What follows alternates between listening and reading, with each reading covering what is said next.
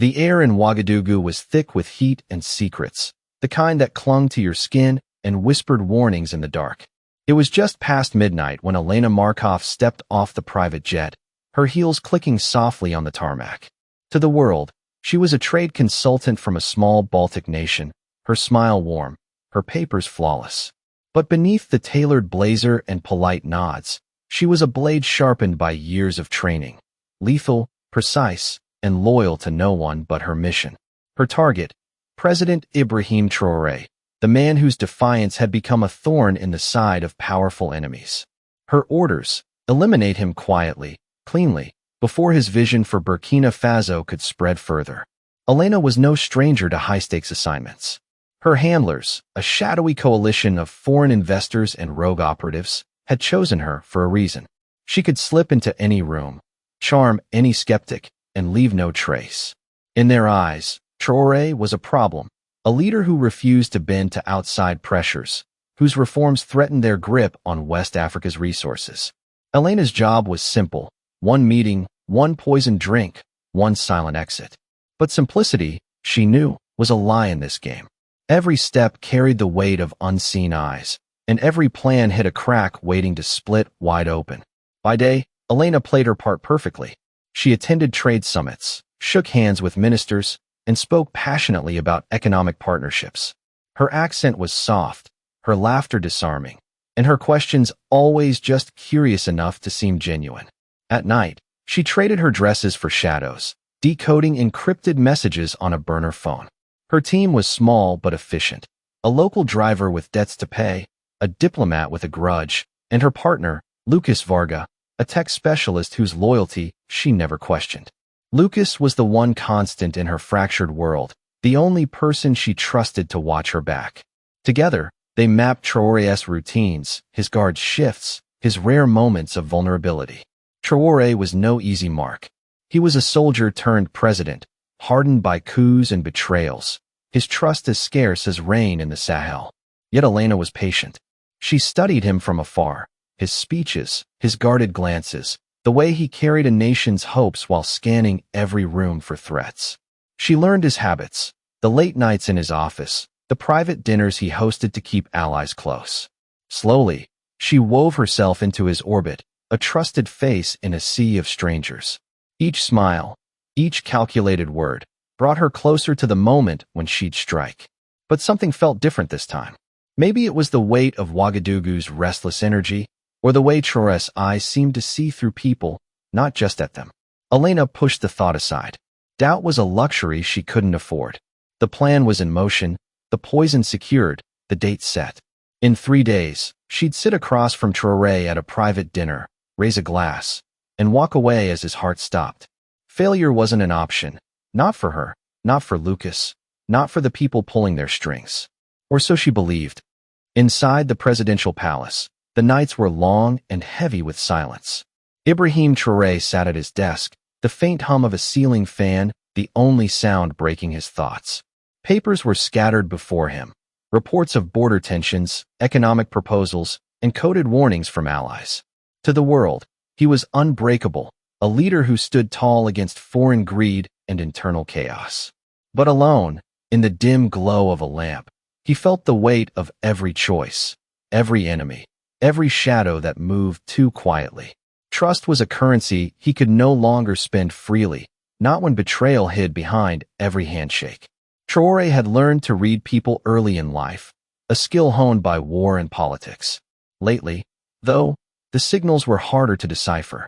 His advisors spoke with careful words, their eyes avoiding his for a split second too long. Foreign delegates offered promises that felt hollow, their smiles too polished. Even his guards, loyal as they were, couldn't see every threat. He ate alone most nights, his meals tested for poison, his meetings brief and guarded. Yet exhaustion was creeping in, a quiet enemy he couldn't outmaneuver. He rubbed his eyes, wondering how long he could keep running on instinct and vigilance. Across the city, Elena was closing in. Her days were a blur of calculated moves, lunches with officials, tours of cultural sites, subtle questions that mapped the palace's weak points. She was a ghost in plain sight, her presence so natural no one thought to question it.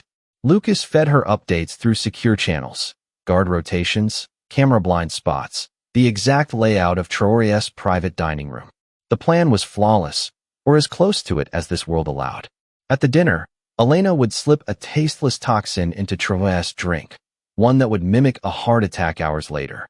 By morning, she'd be on a plane, and Burkina Faso would be leaderless. But cracks were forming, too small to notice at first. Lucas was different lately. His messages shorter, his voice tighter during their late-night calls. Elena chalked it up to stress. They'd worked together for years, their bond forged in the fire of missions no one else could survive.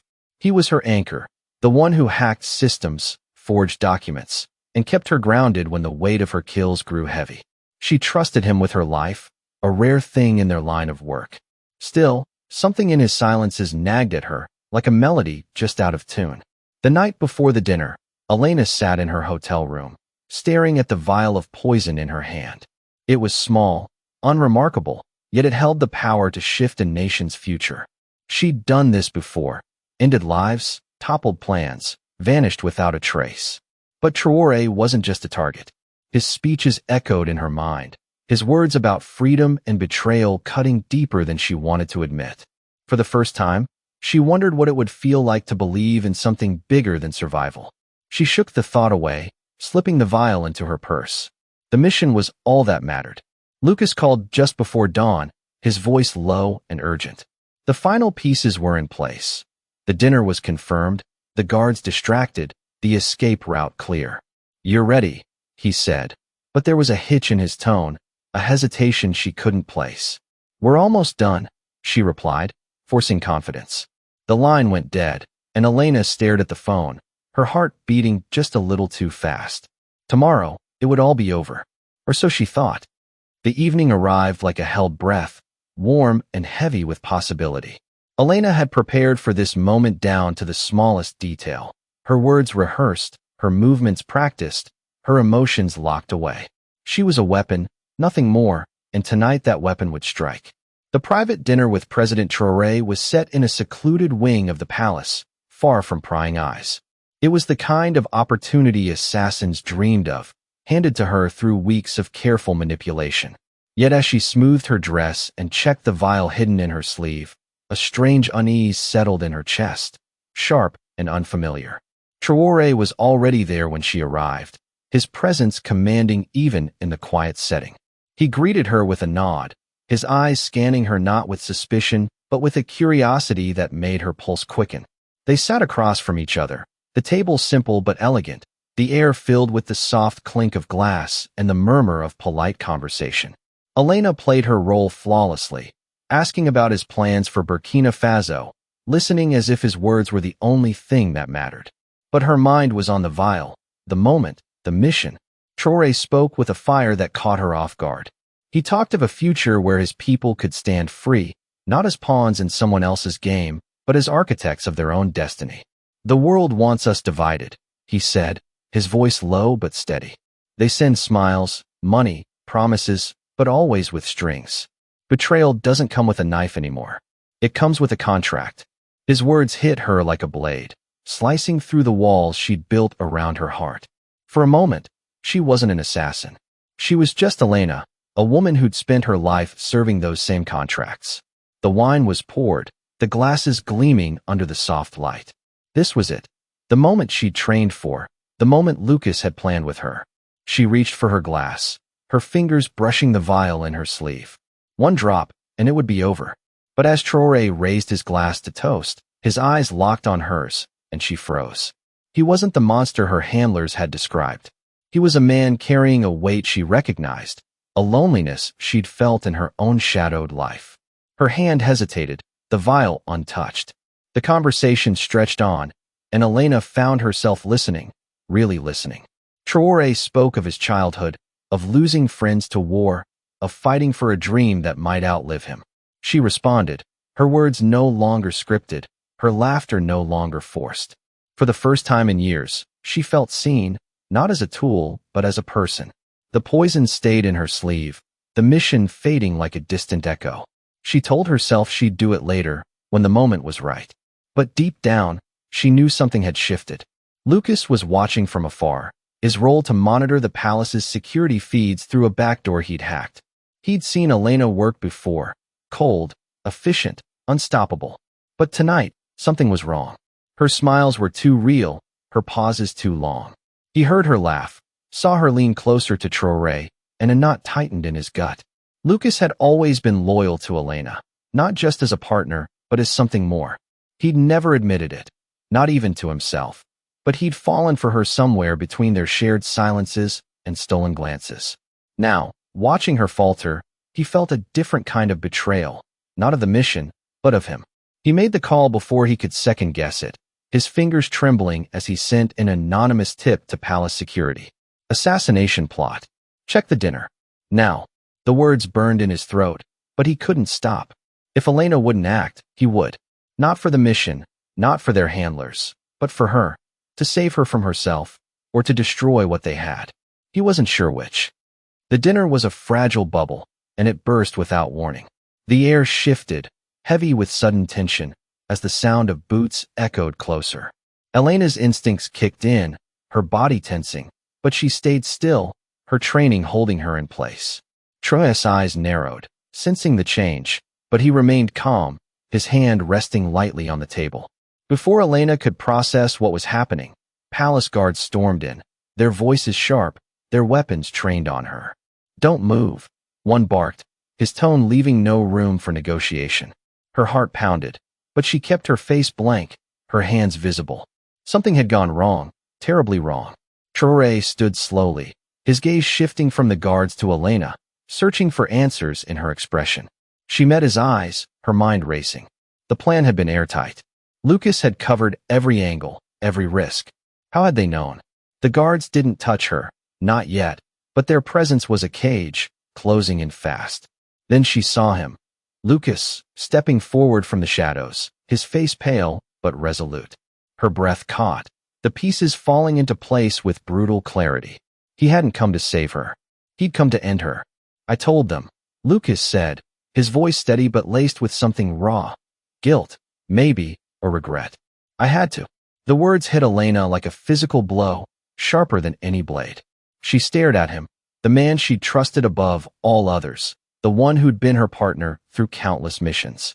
His betrayal wasn't just a tactical move. It was personal, a fracture in the only bond she'd allowed herself to keep. "Why?" she asked, her voice barely above a whisper. But he didn't answer, his eyes dropping to the floor. Traore's voice cut through the silence, calm but commanding. "Explain," he said, addressing Lucas, his tone leaving no room for evasion. Lucas hesitated, then spoke, his words spilling out like a confession. He'd watched the dinner through the hacked feeds, seen Elena hesitate, seen her connect with Traore in a way that broke every rule of their world. He'd acted on impulse, he said, to protect the mission, or maybe to protect her from losing herself. But Elena knew better. There was something deeper in his eyes, a jealousy he couldn't name, a fear that she'd chosen something, or someone, over him. The guards waited for Traore's orders, their tension palpable. Elena's mind raced, calculating her options. She could fight, maybe escape, but it would be a death sentence, not just for her, but for the people she'd been forced to protect. Her handlers had her brother, a pawn in their game, his life the price of her obedience.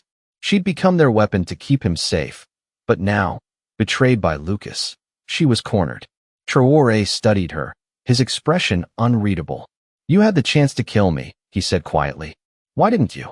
The question hung in the air, heavy with truth. Elena's defenses crumbled, and for the first time, she spoke without a mask. "Because you're not what they said," she admitted, her voice shaking. "They told me you were a threat, a tyrant. But you're fighting for something real.